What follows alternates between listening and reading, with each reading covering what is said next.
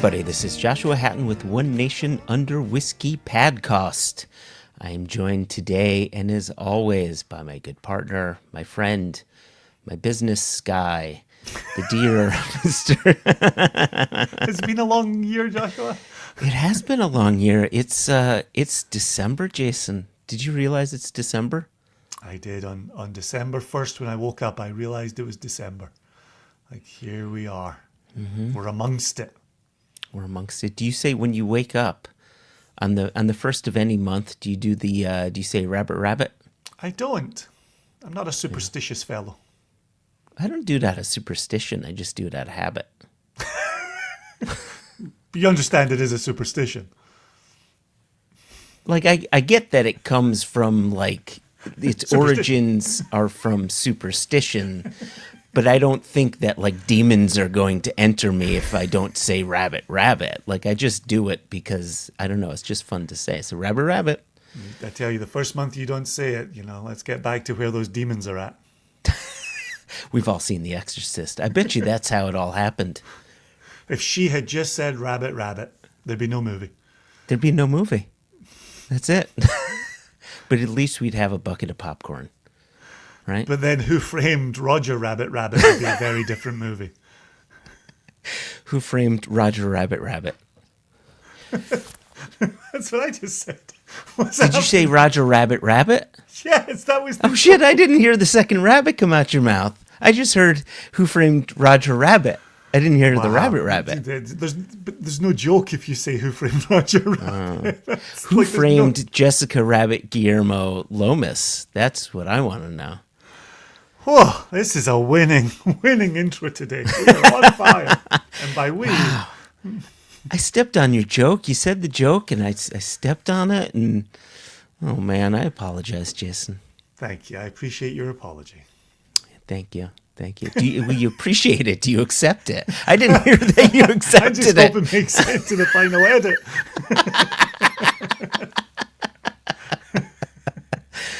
Oh, well... Here we are. And I still haven't accepted it. I know.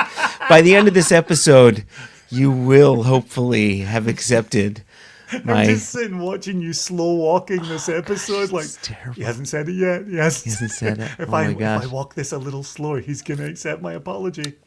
I tell you, with enough whiskey in you, perhaps you will have accepted my apology. I'm just going to ply you with whiskey, some of the best whiskey, I would argue. People say it's the best. I would accept that argument.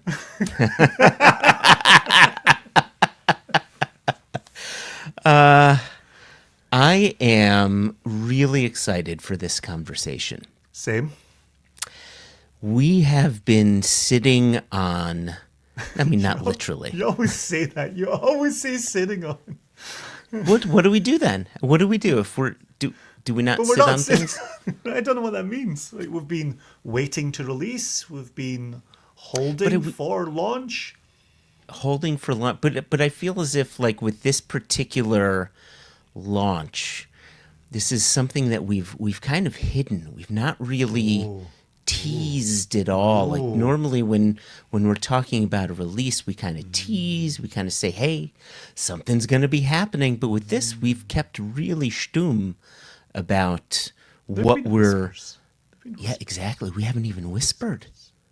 Like, we haven't even said anything. Like with this one, we've not said a goddamn thing. Not entirely true. We greatly enjoyed our evening, if you remember the Zoom tasting, with the High Rollers. The High Rollers Zoom was tons of fun going into the online shop and pulling out, what did we pour? Things like Incomplete Joshua Hatton List Coming. Ardmore got poured. I think the Foursquare got poured. There was another one. The Girvan. The Girvan and the Glengarry 21-year-old. Oh, look at that. Right? Got poured. Just so in the Tullibardine. I know, threw in the Tullibardine right? for good fun. You're surprised with the Tullibardine. Yeah. But in that Zoom tasting, that was the one place we whispered about something later in the year that would fit the group. And here we are today, launching, getting out of a seated position upon. Because if we sat on this, it would be very painful. Yeah, it doesn't work. Doesn't work. So shall we do the big reveal? Yeah, go for it. Yeah. So this is the final online exclusive of this year. Indeed. Normally, we do not release any whiskeys in December, We try not to. mostly because our previous retail partners haven't been able to ship in December. It's really difficult to do that. But, along with our new website came new shipping partners who have a bit more people power that allow us to ship. And so we can actually ship up until December 16 if you want your bottles by Christmas time, if that is your holiday of choice there. So we said, you know what? Let's have something really fancy schmancy, a bit of a callback to the Woodcut series. Very I much would so. argue, right? A very well supported woodcut series, I hasten to add. There you go. Yeah, And we had fun with that little project. what we have is you have them right there. Look at that, They Jason. always live over my shoulder in every meeting I have. Although the so- bottles are getting progressively lower. Anywho. And so what we have is oh my gosh, the listeners are not going to love this, but the viewers are going to enjoy what I'm about to show them. Well, the good news is we will use our words as well as our eyes, but What is it, Jason? really is singing in that new label. This Laphroaig 25-year-old distilled July of 1999. I was but a boy preparing to return to the University of Aberdeen for, my final year. Look at that. I graduated the following summer. So yeah, this was the summer when Petty and I were going back to head up the University of Aberdeen Whisky Society, the very same society where I discovered Laphroaig 10.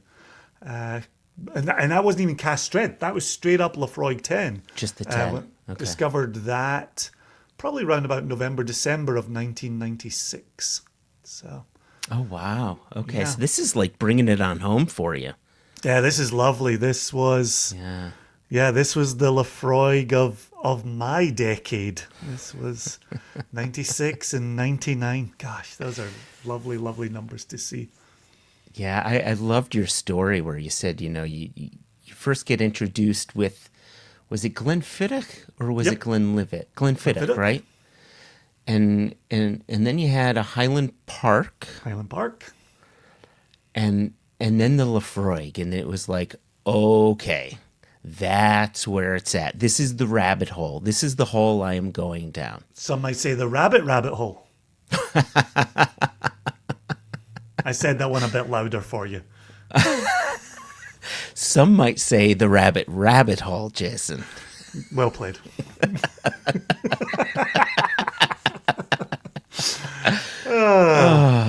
Anyway. And Yeah. so, yes. So this is 99, right? So what do we have? Right? We're thinking about the 96 10-year-old that I'm having, as a student at the University of Aberdeen. We're thinking about that coming out of 86, that kind of window. I think about you and me being at the Alden Rare in Glasgow a few years ago and getting to sit in on a Laphroaig Decades tasting with Dennis Nicol.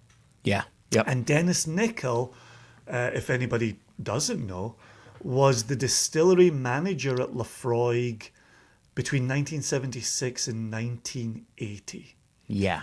Yep. And in that tasting, Dennis talked about the transition at Laphroaig from brewer's yeast to distiller's yeast. And, talk to enough whiskey nerds, you'll eventually get into that conversation around brewer's yeast and distiller's yeast. Famously, brewer's yeast would give an incomplete fermentation, but would have some really interesting flavors, some depth of flavor, some heft to those flavors. Distiller's yeast, a much more efficient fermentation. You would get greater volumes of alcohol produced from your distiller's yeast. And in eras where we started talking about yield, distiller's yeast really has come to the fore. And so to listen to Dennis talk about that slow-moving transition, it wasn't just overnight, if I'm remembering that correctly, Joshua, and we're going off memories from a few years ago, but it wasn't just overnight. They didn't just say one day we're brewers, the next day we're distiller's yeast. It was a Correct. transition. Yeah. I remember him saying that part of that transition was brewer's yeast, and then a marriage of both brewer's yeast and distiller's yeast, and then to distiller's yeast, which I think is a pretty smart way of doing that, because you don't want to just do it, a whole cloth, because that will instantly change your flavor profile. Right. You want to ease people's palate into this newer style, get them used to it, not just people who are drinking Laphroaig, but people who are using Laphroaig for their blends, or if you have your own proprietary blend, right? Of course. Yeah. Those leaning on Williamson, you might say. Oh, right. Still available on the website. And so and so then you've got, into this 90s, and that's partly what I remember, for Laphroaig at that stage in the 90s, and now I'm talking the second half of the 90s, where that had more of that love it or hate it presence, where people talked about the iodine, people talked about the Band-Aids. And I've always said that as we've kind of worked our way through, gosh, can't believe I'm about to say this sentence, as we've worked our way through the first quarter of the 21st century. And I still meet people who say, oh no, I don't like Laphroaig, or I don't like Islay whiskies because they're the Band-Aid whiskies, and they're too medicinal. And I always say, gosh, I wish you could go back to the 80s and 90s versions. Like, those were so iodine-y, so medicinal. and I really miss that. And one of the things that we talked about in the selection of this cask was, I remember being at Whiskey Fest, probably around 2012 actually, and talking to John Campbell and asking John Campbell about this kind of evolution of Laphroaig. Yeah. And I was starting to find it much more minerally, much more like pebbles, or even seashore pebbles kind of thing going on there. Yeah. And I talked to him about, were there wholesale changes? Were there recipe changes? Was there another evolution with yeast? And really all that John had alluded to there was just how busy they were, how busy the still room was. And the idea being, when stills don't cool down between runs, when they're running in multiple shifts, then you're getting a more minerally spirit from the run. Checks out. And again, if you think about, by 2012, you're looking at that 2002, 2004, 2006, that window that we keep talking about, when everybody was turning on their taps full bore. And I think that's what we see with Laphroaig. And so in our selection of this cask, we talk about this whiskey from 99 kind of flavor-wise, and from our experience side of things, it feels to us like a midpoint between what we learned from Dennis and what we learned from John, and where this distillery, where it was and where it ended up going. Do you want to say more about that from your experience, Josh? Well, I do, yeah.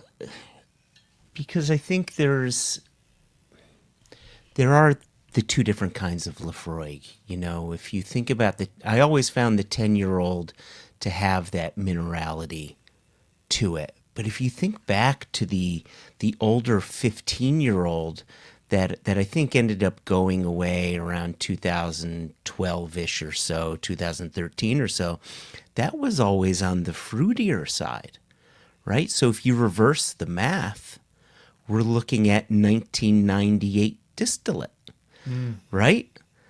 And so here we are looking at that fruitier style. So it makes me think, were they selecting some of those casks to feed into that different style specifically for the 15-year-old? Were they playing around to show different sides of Laphroaig to show consumers, we're not just a one-trick pony. It's not just all Band-Aids. There is fruit. There is lovely character here. Well, and I think to that extended age as well. One of the things we've talked about the entire time we've been running Single Cask Nation. I like Islas to be younger, heftier, a bit more forceful across the palate. And so I've always liked my Islas to be more like 8, going off to Ardbeg and the Wee Beastie 5, right? Or coming into the Laphroaig 10 Cask Strength. The 15 has always been softer for me. The 18-year-old is softer than that. And so with this 25-year-old, you are going to see some of that softness coming out from the distillery. You are going to see some of that fruit appear. The thing that I'm excited to revisit in today's tasting is the peat levels of this. We know as Isla whiskey matures, the ppm, the phenolic parts per million, diminish. They soften. They quieten. And so looking at this thank you. So looking at this 25-year-old, is to place the smoke in there. Oh my gosh. First things first, it takes me into ramen that I've been eating over the last couple of weeks. Okay. It absolutely drops me at a soy sauce buckwheat noodle kind of place here. Oh, wow. Like, wow, that was not expected in returning to it. Gosh. Yeah. Yeah, it's funny. Like, I definitely get the umami, but there's a brightness to it that draws me in. It's this sort of, lovely citrusy, bright citrus quality to it, which I quite like. Salted limes comes to mind.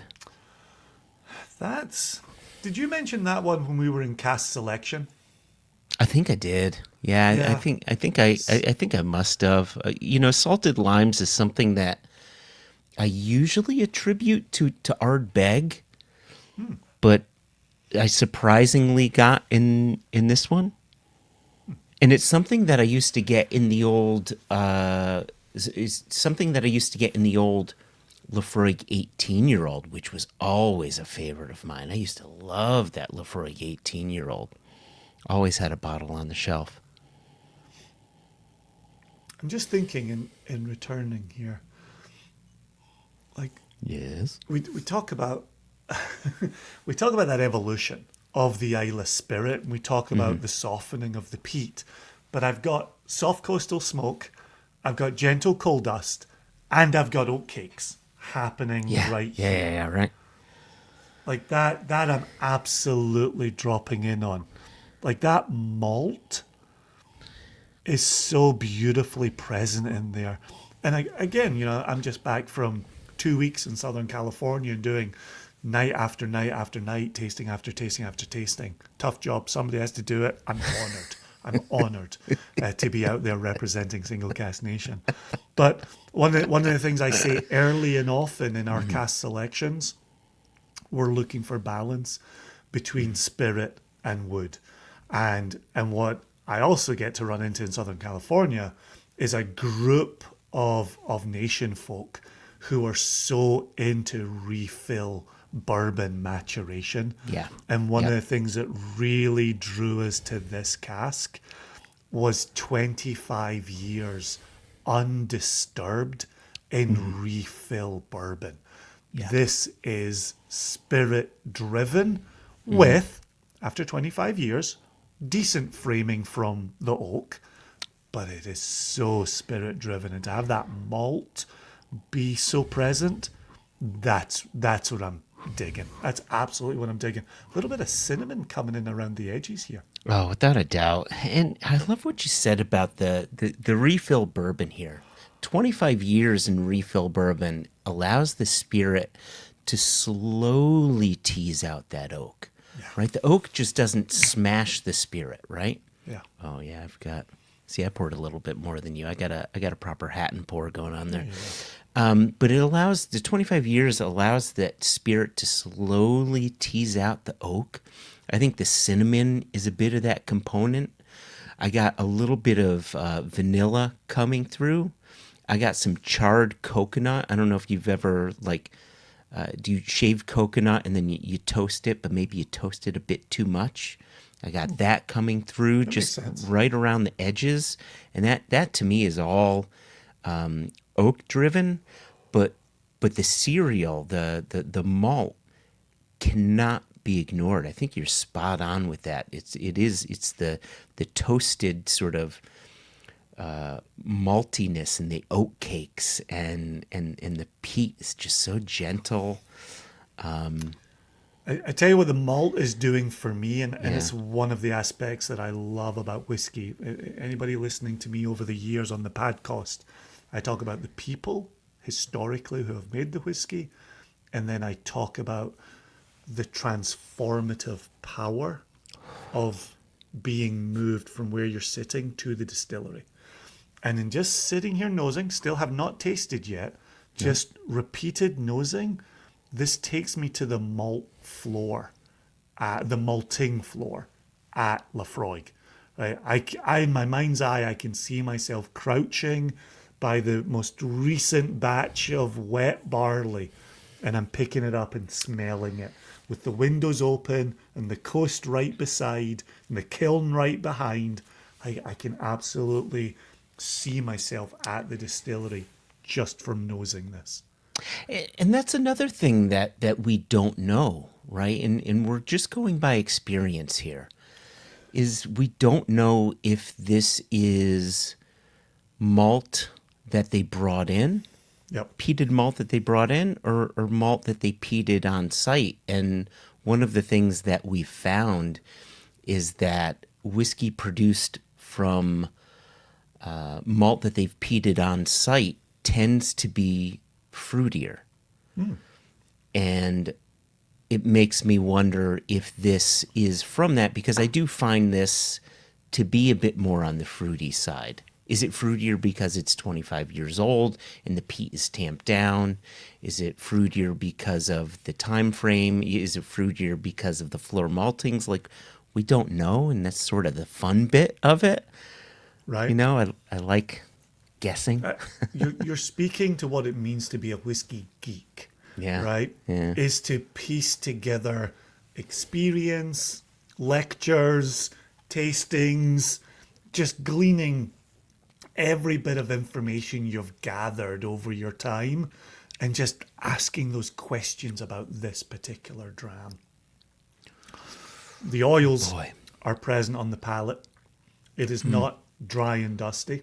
We wouldn't have selected if it was dry and dusty. I mean, we knew that this one was going to lead with mouth texture given that we selected it.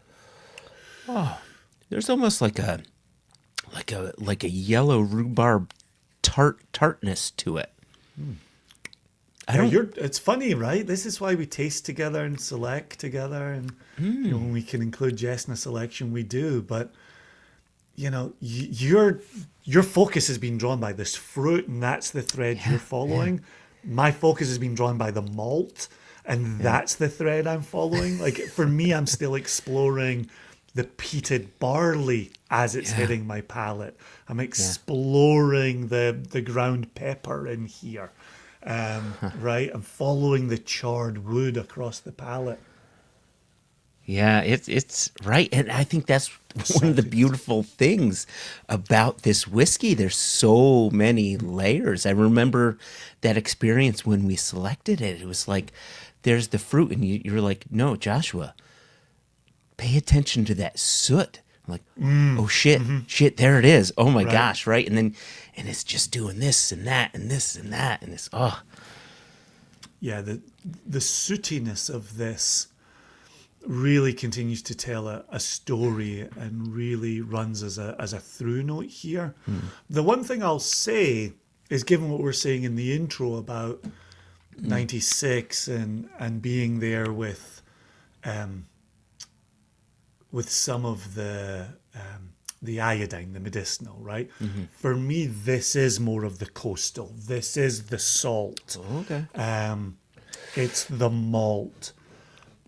But there's still, even for me, the sweetness, vanilla frosting, right, on a white Yeah, cake kind of yeah, thing. yeah, yeah. But then there's something you and I discussed, which fits with the heavy, and it really is a nod to our own history here, as we're preparing for an anniversary year. But this, for me, across the palate, has an element of tasting the air when you've just shot a shotgun.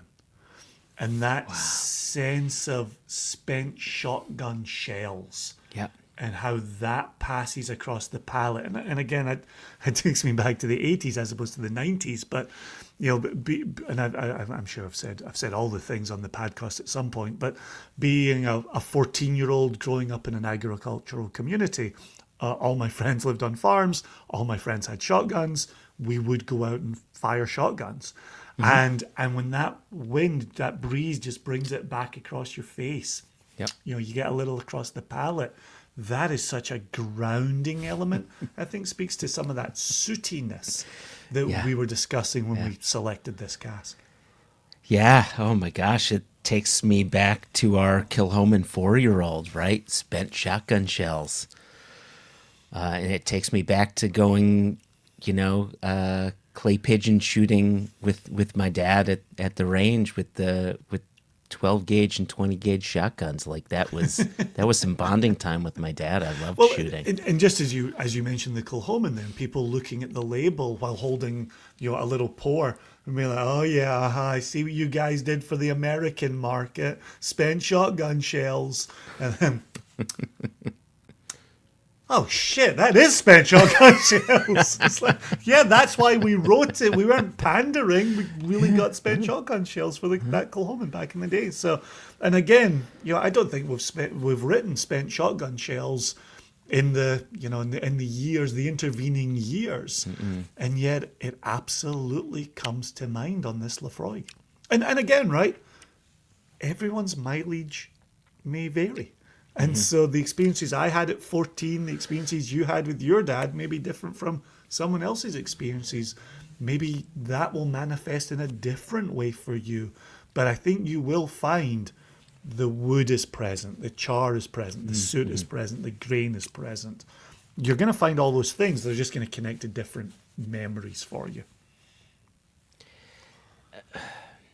This is really special. Like, speaking about connecting to different memories, my first whiskey, I've told this story a billion fucking times, but my first whiskey is that drew me into whiskey was the Lagavulin 16, and it brought me back to camping with my dad because it was all the scents. It was autumn in the woods, Bear Mountain, and camping with him, all the scents. And this is taking me back to similar times growing up with my dad, doing those things, bonding over those things. And you don't always get those moments, where you're brought back in time. This is incredibly, incredibly special. And it's another one of those ones that evolves over the tasting. It evolves over the sharing, Like continuing to layer this. One of the things for me is that lemony quality to it. And while we're talking limes, and we're talking lemons, and we are talking about a citrusy brightness. And I love the fact that this remains bright 25 years in. But still with the smoke, and still with a fragrant smoke. Yeah. And there's a liveliness to it while also having an elegant quality to it. You know, you can tell it's got age to it, but it's not necessarily tamed. Right? And that's what drew us to this cask in the selection, was that it wasn't stumbling over the finish line. It wasn't ready to be pulled from the cask at its last gasp. It was bright. It was lively. It was expressive. It's exuberant, right? I think it's doing a lot of things that you might not expect a 25-year-old Islay whiskey to do. And the fact that it can fit within this beautiful historic period, this can cover the first quarter of this century. Like it's wild to me. Honestly, I know I said it earlier in today's episode, but it's wild to me that we're sitting here discussing the first quarter of this century. Absolutely wild. Oh my gosh. And I can still remember, sitting in my chair in 1996 next to Petty, tasting Laphroaig 10, and that does not feel like 29 years ago. Like that's wow. Jason, I was married to a different woman in 1999. There you go. There you go. If only she Completely knew. different. If only she knew.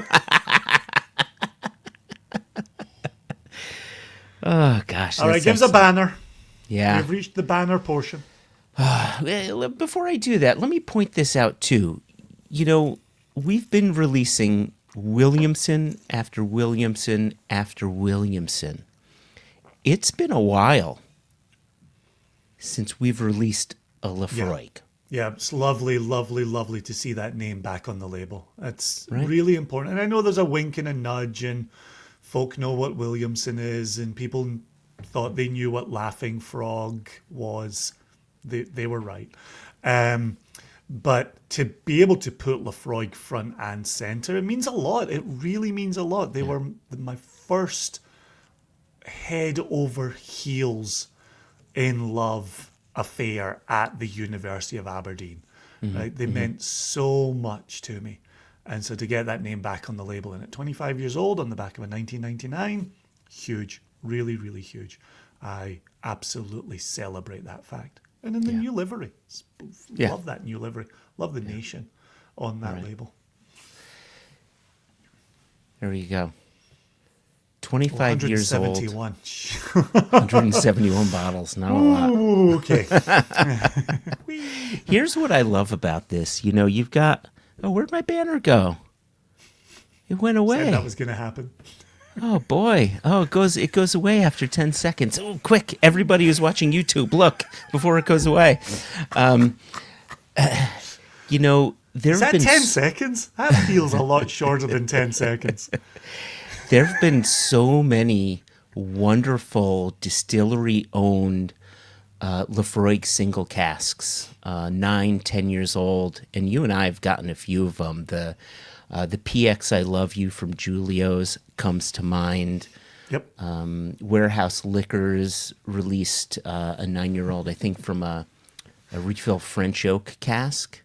Yep. As did the one that we really enjoyed from Jack Rose, Smoking Oh, the Mirrors. Jack Rose one, right? It was really good as well. However, Yeah. what did they all have in common? What they all have in common was about a $300-ish price tag. And I would argue they all drank like $300 whiskey. I think that they were Fantastic. fantastic. They were well worth the price. Our bottle at 25 years of age is $600, Yeah, good price. Really happy with it. right? And I think we've gone to bat again for the nation. without a doubt, without a doubt. And at every turn, we want to do $10 per year. And I think what have we done? We've bottled 87 casks or 88 casks this year. Do I have that number right? Sure. Sure, somewhere around that. And at every turn, I think we've done $10 per year, with the exception, and in some cases, a little less, with the exception of 2 casks. Our Bowmore 21-year-old at $250, right? It's kind of difficult. A few remain available at that kick-ass price. And then this Laphroaig. There are simply times when you have prestige casks that are as rare as hen's teeth, where you simply can't touch it. No. But if we did a 25-year-old Springbank, it likely would not be $600.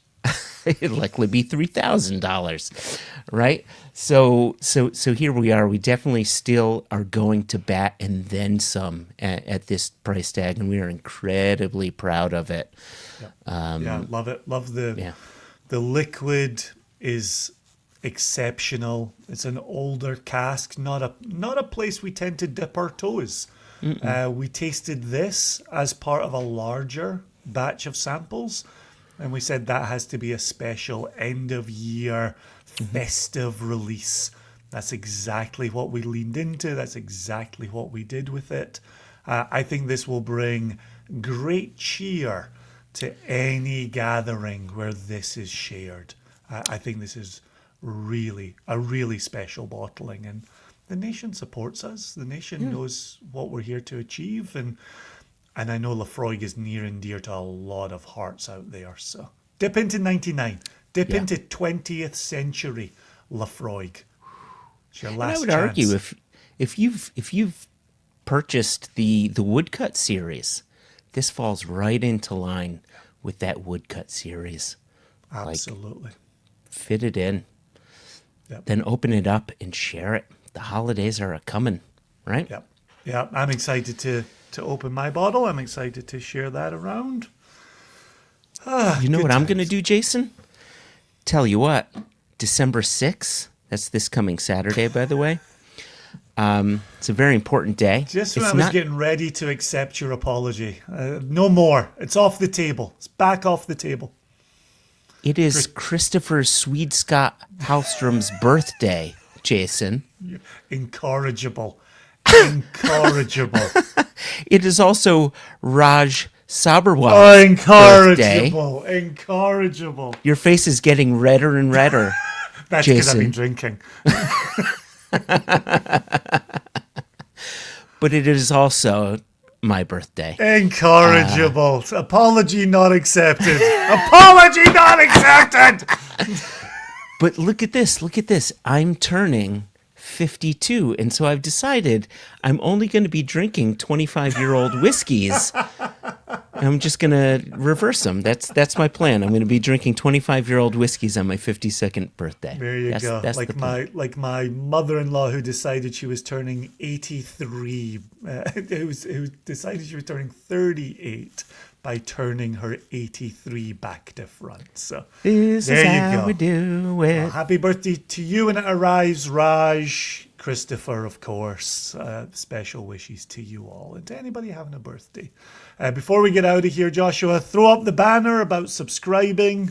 We love it when you listen. We love it when you subscribe to the audio version of the podcast. But please come on over to YouTube. Please take a look at us. Some people have said they enjoy the banter. They love watching our facial expressions when the banter flies back and forth. You can literally watch me not accept Joshua's apology today. What a thrill that will be for all of you. But click the bell. Be sure to subscribe to the YouTube channel below, not before. Before we get out of here, Joshua, it is all in good jest. I accept your apology, your poor hearing, your poor memory, your incomplete lists, and I do sincerely wish you a happy birthday for this Saturday. Thank you. Or for this December 6th. Depending on when you're listening, listener, it may not be this Saturday. That's Please a very good point. purchase Laphroaig 25 from us. Throw in other bottles. As I say, the Bowmore 21 remains, the Williamson 9 remains. $300 gets you free shipping, so every single bottle of Laphroaig ships freely. throw in some bottles, take advantage of it. Always lovely to have you. And until next time, Joshua Ham, Cheers. cheers and happy birthday. Bye-bye.